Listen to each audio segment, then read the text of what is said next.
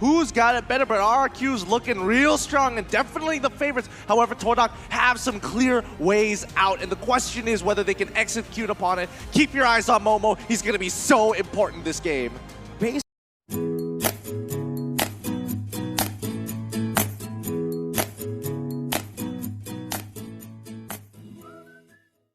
Ling coming in is going to be the question. Will TODAK be able to answer right now? We are going to get straight into the game, ladies and gentlemen, but we'll have a little bit more time to talk about the drafts like I just poked at. Into the game. So. Yeah, no more waiting for us. We're going to get straight into the game. Ladies and gentlemen, are you ready? Once again, can we hear it in the chat? Hashtag Malaysia Boleh or hashtag Indo Pride.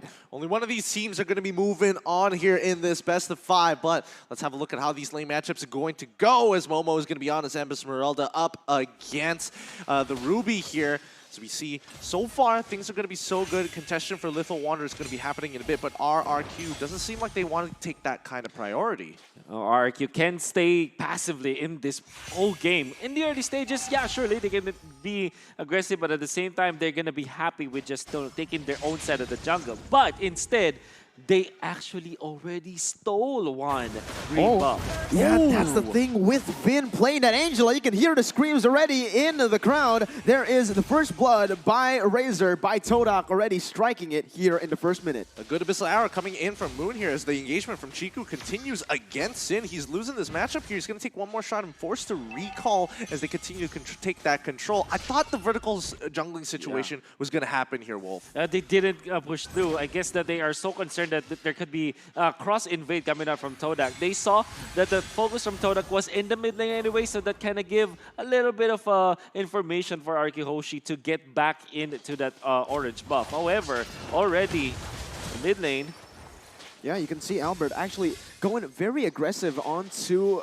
Moon, but unfortunately is unable to get anything done right there. Again, this is why Ling needs to be really, really careful in the early stages. Sure, he is an assassin. He wants to get those kills early on, but against the Selena, against the Matilda, what are you supposed to do here? Well, I mean, you just give up that pressure. There's nothing you can really do about it until you hit level 4. That's the most important part. Once you hit level 4, you have that get out of jail card free.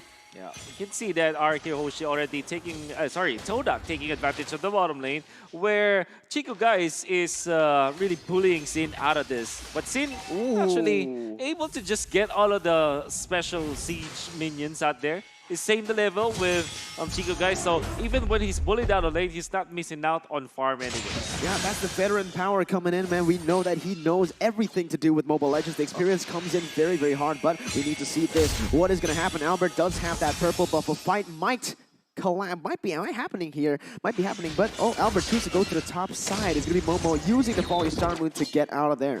Yeah, but doesn't seem to want to take any more damage here. Again, Lethal Wanderer is going to be taken away by TODAK's side. They're playing, north to south here. This Riverside so very dangerous, leaving Chiku and Sin on an island down on bot side. Yeah, let's see this. Arsenal goes for Diamond Fan. It's going to be an all-out collapse onto Moon as Albert keeps on going in. Finn picks up a kill in this fight. Circling Eagle onto Albert. No follow-up just yet. It is going to be the tempest of play, but the turtle will be taken away by Formaze. Albert, though, he wants to keep on going. He's going to pick up the blades, but in the end, it's a 1-for-1. One kill for RRQ, one turtle for TODAK.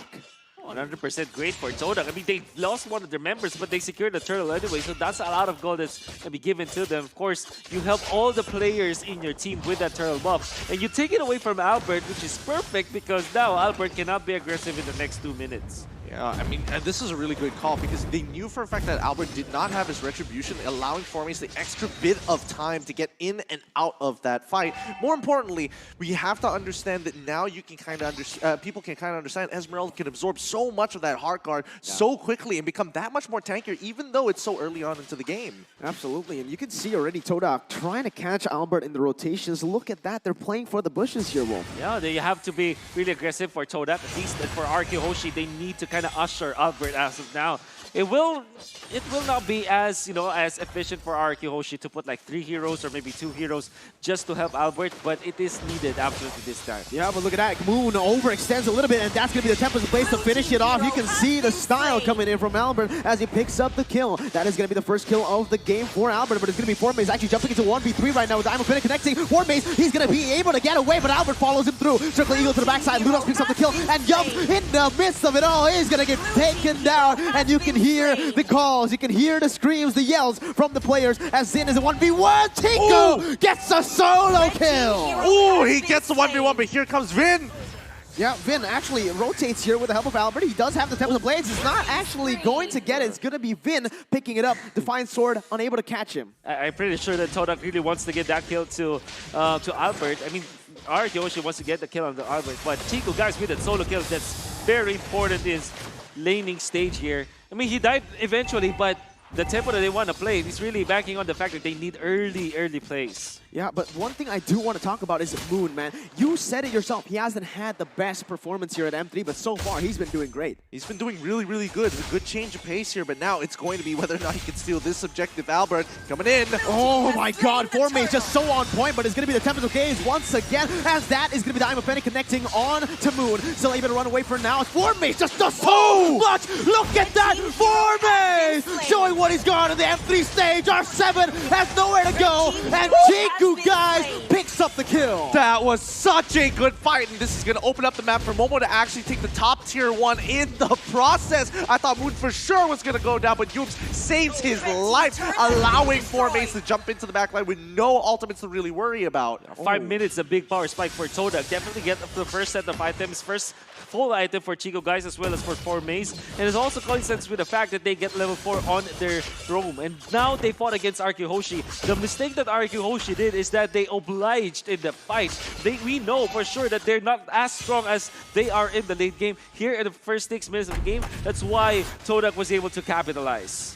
Yeah. Take a look at this replay right here. What happened, man? They gave Formase so much room to play. Yeah, I mean, as of right now, we have to remember that Clay is not exactly in position to do anything about this situation. He doesn't have the Chaos Assault, nor does he have the Brilliance. He already used the Brilliance much early on into the fight, so he's forced to walk away. And if he wants to get back into range, that's going to cost him his life. So he made the smarter decision to just back off. 2 turrets taken by TODAK. This is a step in the right direction. We want them to, at least the Malaysian fans, right? They want to go aggressive, but look at this. Chico, guys, already with the win of Nature. And the Rose Gold. And the Rose Gold Beach are top. Defensive items. Defensive/offensive items, right? Last M2, we saw Broly who prioritized the defensive items, right? But this time, it's kind of in the middle. Rose Gold Meter gives you a little bit of shielding. And of course, that Wind of Nature helps you sustain against Albert when a team fight does break out. Yeah, I have no idea what they're going for right now. RRQ Hoshi, they're losing turrets for nothing at this point. 3 turrets to 0 for TODAK. As in the mid lane, another fight ensues here. Sin is the midst of it all. Still able to run away with the entropy, but it's going to be actually the Circle Eagle coming in. Phantom Execution to the backside is going to be everything collapsed onto RRQ. Still able to get out of that situation. But as you can see, RRQ, they're losing objectives all across the board, and that means pressure for TODAK. Yep, this is great. I mean, RRQ understand that position, not exactly the best. They were worried about where Momo was going to be coming from, and once he revealed himself, they realized they didn't have the position to do so. Turtle is coming up. They don't want to waste any more resources than they have to. Good, no commitment, and disengage for RRQ. Oh, but maybe they want to go for more right now. R7 gets caught really bad right there, but they might just collapse onto Yums right now. Is that the right target? Albert uses a lot of the abilities, a lot of the resources onto that man, and the Abyssal Arrow connects onto Albert. He gets slain, and RRQ are running for the hills. Clay, go for his killing spree, but Formase is on for a rampage. He's going to get dodged away, and look at the backside. What?